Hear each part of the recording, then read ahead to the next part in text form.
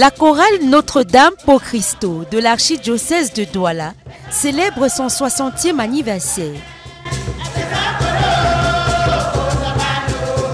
La messe d'action de grâce annonçant l'événement a rassemblé samedi 21 octobre 2023 à la paroisse Sainte-Anne de Komondor près de 80 membres de la dite chorale.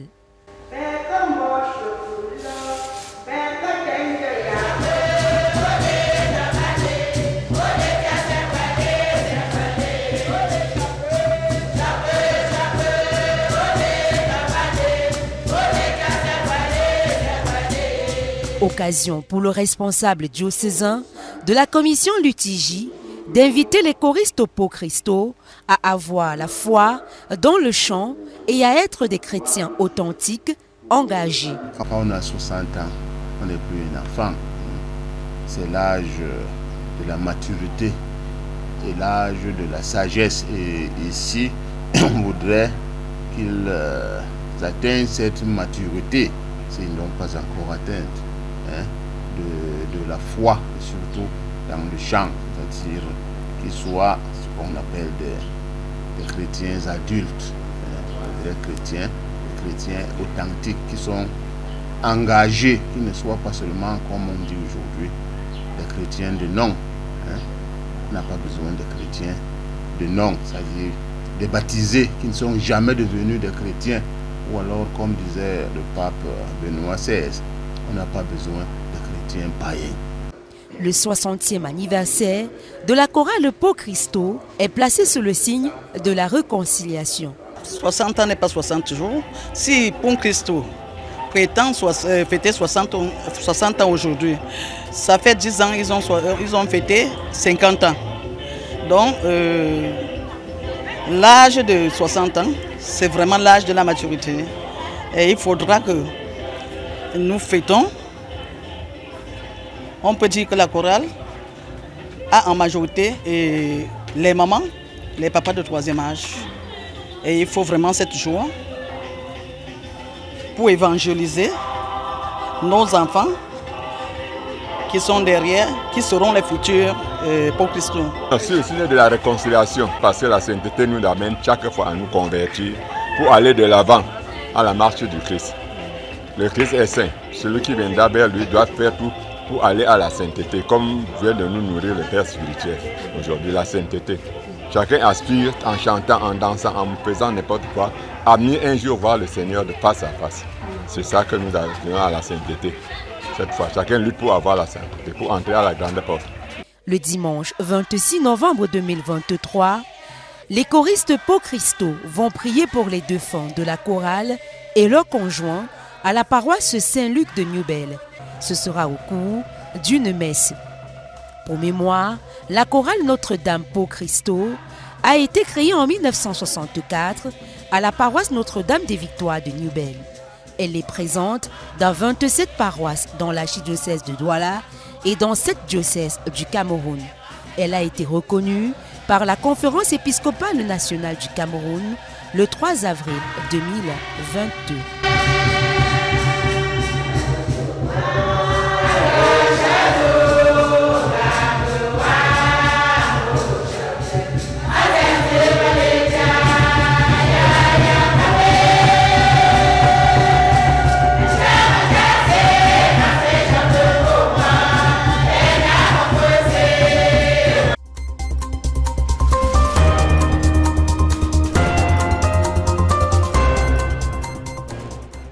Our Lady pour Christo Choir of Douala Archdiocese has celebrated its 60th anniversary.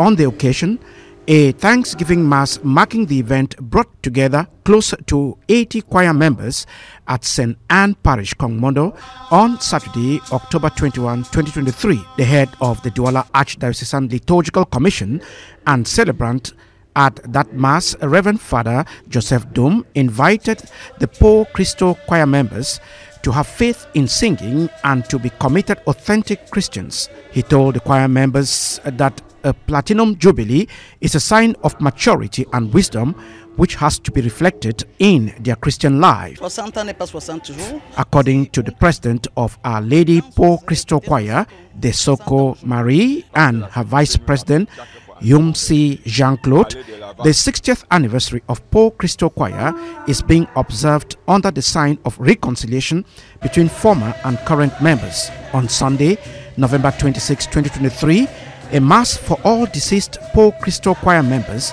and their spouses will be set at St. Luke's Parish, New Bell. During the mass, Paul Christo Choir members will pray for their deceased members and their spouses. Our Lady Paul Christo Choir was founded in 1964 at Our Lady of Victory Parish in New Bell. It is present in 27 parishes in Douala Archdiocese and 2 dioceses in Cameroon. The National Episcopal Conference of Cameroon recognized the choir on April 3, 2022.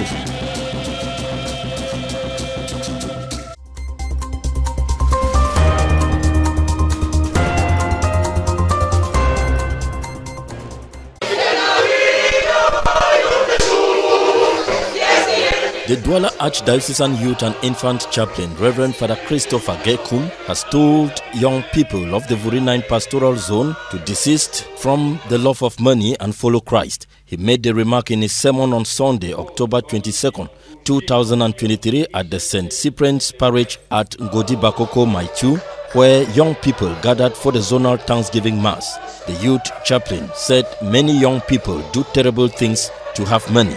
He pointed out that the true source of happiness is God and not money. Reflecting on Sunday's gospel on paying taxes to Caesar, Father Gekum called on the youth to support vocations and to shun perversity. He announced the ongoing 3-year synod, which Douala Archbishop Monseigneur Samuel Kleda decreed, and entreated the youth to pray for missionaries across the world, as Sunday was Missions Sunday.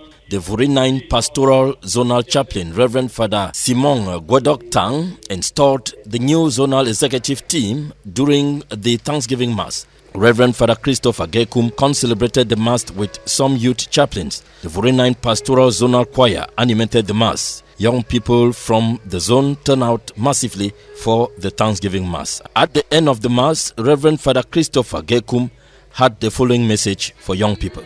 We should know that a synod is the call of the church to the people of God to come and reflect on things that Jesus has revealed that are destabilizing the church and faith. And if we look at the world today and the level of the young people who are in the church today, we see that young people are tortured. They don't have their left and right.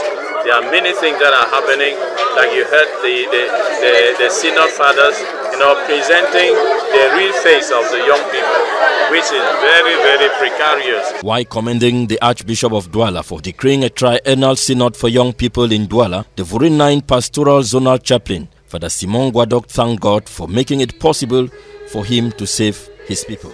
As the chaplain of the youth of the Pastoral Zone Vuri9, I am happy to be associated to the work of Christ, to the work of church, to help our church to bring the light of gospel in the youth light, to bring the light of gospel to the preoccupation of the youth. The event ended with a teaching from the Archdiocesan Youth Coordinator, Paul Junior Singoe, in the presence of the youth chaplains.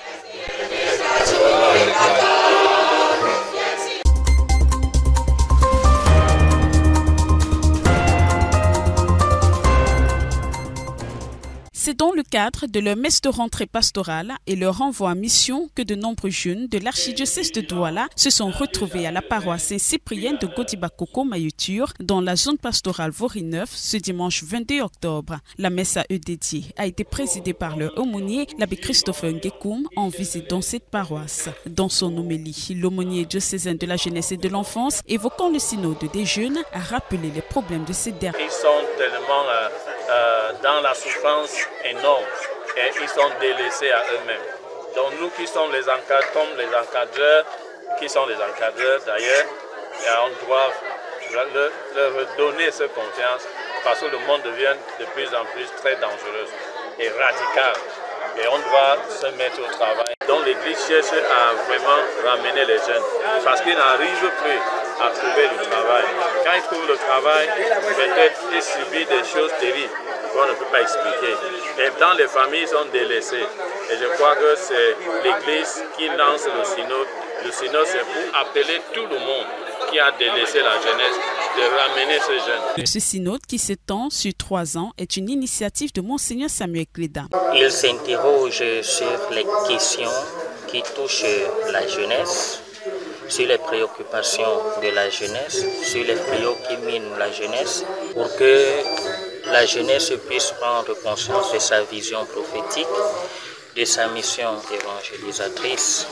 Donc ce synode devient un point nommé pour nous donner de nous poser de bonnes questions et de véritables questions sur l'avenir de la jeunesse en général dans notre société et en particulier dans notre Église. Parce que le constat est fort alarmant. Au cours de cette Eucharistie, quelques jeunes ont été envoyés en mission pour cette année pastorale 2023-2024.